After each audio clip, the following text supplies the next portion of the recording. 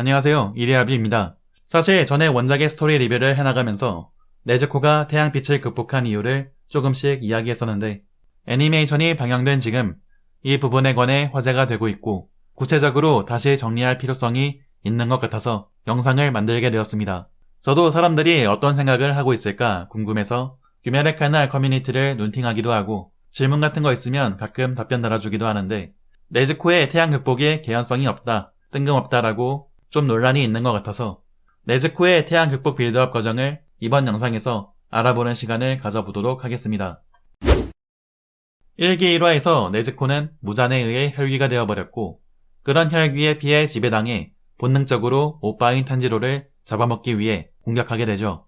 그런데 사랑하는 오빠를 공격하는 자신의 모습을 알아차린 것일까요? 네즈코는 눈물을 보이기 시작합니다.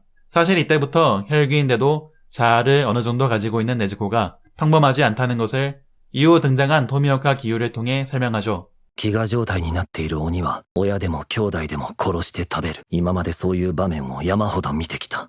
この娘は怪我を負わされており、それを治すために力を消費している。一刻も早く人の血肉を食らいたかっただろうに。守る動作、俺に対する威嚇。こいつらは何か違うのかもしれない。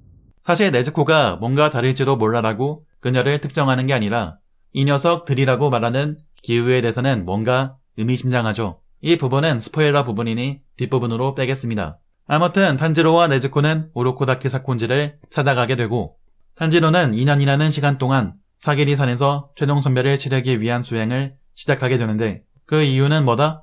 きっと人間に戻してやるからきっといつか綺麗な着物を買ってやるみんなにしてやれなかった分まで全部お前に 이후 탄지로는 네즈코를 생각하며 지옥 같은 훈련을 이겨나가게 되죠. 이때 네즈코는 뭘 하고 있었나요?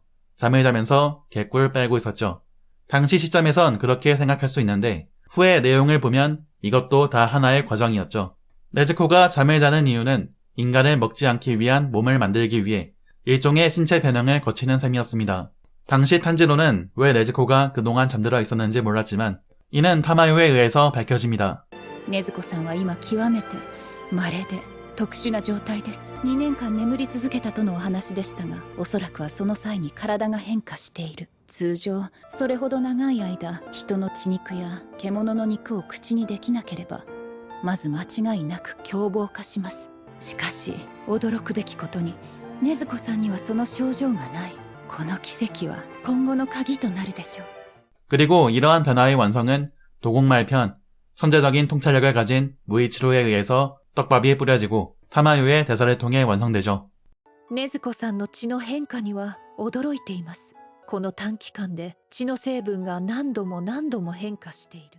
아, 그래서 피해 성분을 변화해서 일반 혈귀에서 태양을 극복한 혈귀가 되었다는 건 알겠는데 네즈코가 왜 태양을 극복해야 하는가에 대해서 의문을 가질 수도 있을 겁니다. 그것도 타마요가 설명하고 있죠. おそらく禰豆子さんの中では自我を取り戻すよりも重要で優先すべきことがあるのではないか。炭治郎さん、これは完全に私の憶測ですが禰豆子さんは近いうちに太陽を克服すると思います。 네즈코가 태양빛을 극복해야만 하는 이유에 관해서 네즈코를 대신해 타마요가 답을 한 부분인데 근데 이제 우선시해야 할 일이 있는 게 아닐까, 자신의 억측이다 라고 말하며 정답은 독자가 생각하게끔 했기 때문에 대충 귀멸의 칼날 액션씬 오늘은 뭐가 나오징 하고 보는 사람들은 혼란이 오는 거죠. 그런데 이미 귀멸의 칼날은 에피소드별로 네즈코가 태양 극복을 해야 하는 이유에 관해 풀었습니다. 혈귀가는 네즈코는 탄지로와 함께하기에는 큰 문제가 있었습니다. 그건 혈귀는 인간을 잡아먹어야 한다는 점이죠. 이에 네즈코는 선택하게 됩니다. 사기리 산에서 보낸 2년이라는 시간 동안 탄지로는 기살대원이 될 준비를 마쳤고 네즈코는 시겐을 잠을 자는 것으로 대체하는 구조를 만들어냈죠. 단 이 과정에는 타마요가 말한 것처럼 자아를 잃고 어린아이 상태로 있게 되죠. 이건 기존 혈귀의 습성을 버리기 위한 진화에 필요한 과정일 것입니다. 그리고 네즈코가 잠을 자면서 꿀 빠는 것이 아닌 네즈코가 잠을 자게 되는 시점이 탄지로가 사기리 산에서 수행을 시작하는 시점이고 네즈코가 잠에서 깨어나는 시점이 탄지로가 선별시험을 마친 후라는 것을 생각하면 이때부터 네즈코는 탄지로와 함께 싸웠다는 것을 표현한 부분이죠. 그리고 이런 네즈코의 의지가 드러나는 부분이 타마요가 네즈코를 맡아주겠다고 하는 장면인데, 탄지로는 네즈코를 위해서 그렇게 하는 게 좋지 않을지 고민하지만 네즈코는 탄지로의 생각을 읽었는지 그의 손을 꽉 쥐며 함께 하겠다는 의사를 밝힙니다. 즉 혈기가 된 네즈코는 탄지로와 함께 싸우고 이겨나가겠다는 강한 의지를 가진 것이고, 육아편 10화에서 네즈코가 가진 마인드를 더 확실하게 이야기해줍니다. 大切なのは今なんだよ。前を向こう。一緒に頑張ろうよ。戦おう。 이때의 장면을 보충하는 게 귀멸의 칼날 공식 소설 행복의 꽃인데, 탄지로는 네즈코를 밝은 햇살 아래서 지내게 해주지 못하는 것에 피비린내 나는 싸움에 끌어들여서 상처 입히고 그 나이대 소녀다운 기쁨을 무엇 하나 느끼게 해주지 못하는 것에 미안한 마음을 가지고 있었습니다. 하지만 네즈코는 인간일 때부터 말해왔죠. 행복은 자기 자신이 정하는 것이고 중요한 건 지금이라고.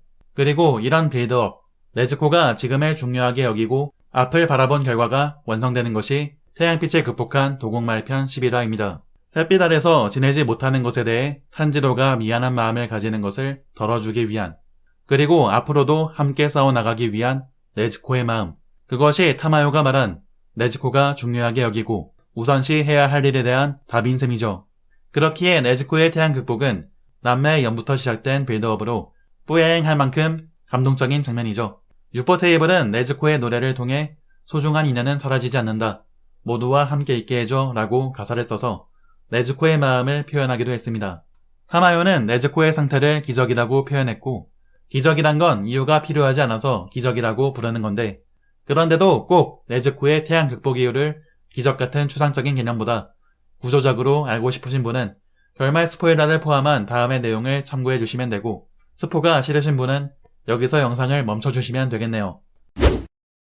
아까 영상 서두에서 말했듯 네즈코는 시작부터 이성을 어느 정도 유지하며 일반 혈귀들과는 다른 점을 보였는데요. 사실 추측일 뿐이지만 이게 가능할 수 있었던 이유는 카마도 가문이 대대로 해외 호흡을 계승해왔기 때문이라고 생각하고 있습니다. 그러면 이제 해외 호흡이란 무엇인지를 또 알아보아야 하는데, 해외 호흡은 귀멸의 칼날 최강자인 즉기쿠니 요리이치가 사용하던 호흡으로 그는 태생부터 반점과 내비치는 세계를 가지고 있었습니다. 요리이치는 우타를 만나기 전까지 자신이 남들과는 다르다는 것을 알지 못했고 소외감을 느꼈었는데, 후에 우타의 목숨을 혈귀에게 빼앗긴 뒤 혈귀 사냥꾼이 되면서 키부츠지 무장과 조우하죠. 그때 자신이 특별히 강하게 만들어져 태어난 이유를 깨닫게 됩니다. 그 이유는 키부츠지 무장을 쓰러뜨리기 위해서이죠. 그리고 그런 빌드업은 그가 태어난 집안을 통해 알 수 있죠. 요리이치의 어머니는 신심이 깊었는데 그녀가 모시던 신은 태양신이었고 귀에 닿는 부적을 요리이치에게 주었습니다. 즉 요리이치는 무장을 처단하기 위해 태양신이 보낸 인물이란 것이죠. 왜 태양신이 개입했는지는 나중에 원작 리뷰 끝내고 이야기할 테니 구독을 눌러두세요. 아무튼 무장과 요리이치의 결과는 어떻게 되었나요? 요리이치는 무장을 처단하는 데 실패했고 그가 사랑하던 형은 혈귀가 되었으며, 그런 책임으로 요리이치는 그 자리에서 쫓겨나게 되죠.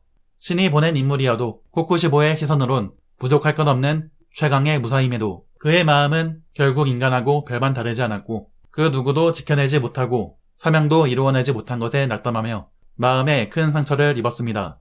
하지만 그런 마음의 상처를 구원해준 사람이 존재했는데 그건 바로 카마도 가문이죠. 카마도 가문과의 인연은 귀살대에서 쫓겨난 요리이치가 예전 우타와 살던 집에 가보니 탄지로의 조상 스미요시가 혈귀에게 습격받고 있었고 이를 요리이치가 구해주면서 시작하게 되었는데, 스미요시는 탄지로랑 다르지 않을 정도로 선한 사람이었고 은인에게 보답하고자 대를 이을 자가 없던 요리이치의 검수를 눈에 새겨 넣어 카구라를 만들거나 요리이치가 별뜻 없이 건네준 귀고리를 소중히 계승해 왔습니다. 그리고 떠나는 요리이치에게 당신은 절대로 가치 없는 사람이 아니라고, 행여 아무것도 이룬 게 없다고 생각지 말라 위로해 주었죠. 그런 그의 말은 요리이치를 다시 미소 짓게 했습니다. 구원인 셈이었죠. 이후로 스미요시가 요리이치와의 인연을 얼마나 소중히 여겨왔는지는 오랜 세월이 지나 현재 시점까지 와서 탄지로의 아버지 탄주로의 대사에서도 알 수 있습니다. 그리고 이런 태양신의 사자가 사용하던 호흡과 검수를 카마도 가문은 계속해서 이어왔고 그 결과가 이제 카마도 남매를 통해 나타나는 거죠. 기유가 네즈코만 지칭하는 게 아니라 이 녀석들이라고 말하면서 탄지로를 포함했다는 게 네즈코의 태양 극복, 그리고 후반 탄지로가 혈귀가 되며 태양을 극복한 이유가 되는 겁니다. 즉 구조적으로 해외 호흡을 오랜 기간 수행해서라고 할 수 있지만 또 작품의 주제를 보았을 때는 선한 마음으로 은인에게 감사한 마음을 가지고 태양신의 사자를 구원하기도 한 스미오시의 행동이 후손 네즈코와 탄지로의 목숨을 구하는 권선징악이라는 주제로서 돌아온 것이죠. 예로부터 신과 관련한 인물을 인간이 극진히 보살폈더니 좋은 일이 있었다라는 건 흔히 있는 이야기잖아요. 자, 여기까지 네즈코가 태양빛을 극복할 수 있었던 이유에 대해 알아보았는데요. 뭔 태양신이야 개소리 하네 라고 할 수 있지만 원작의 내용을 기반으로 설명했고 엄연히 천국과 지옥도 존재하고 환생도 존재하는 세계관이잖아요. 그런 만화를 세세하게 내용을 딱딱 명확하게 풀어서 만들어야 하지 않냐고요? 그럼 막말로 100권이 넘어갈 정도로 만들거나 스토리를 줄이는 수밖에 없는데 스토리를 줄이면 또 단순해져서 노잼이 되어버리는 딜레마가 생기죠. 그래서 귀멸의 칼날 같은 경우 필요한 부분만 딱 집어넣되 다른 부분은 독자들에게 해석 맡기고 빠른 전개를 취한 겁니다. 간혹 보이는 글이 귀멸의 칼날은 뇌빼고 봐야 하는 작품이다 라는 글이 종종 보이는데 뇌빼고 보니까 이런 부분을 알 수가 없는 거고 개연성이니 말도 안 된다니 그런 말이 나오는 게 아닐까 싶어요. 근데 여러분들은 뇌빼고 봐도 돼요. 왜냐? 내가 있으니까. 귀멸의 칼날은 이데아뷰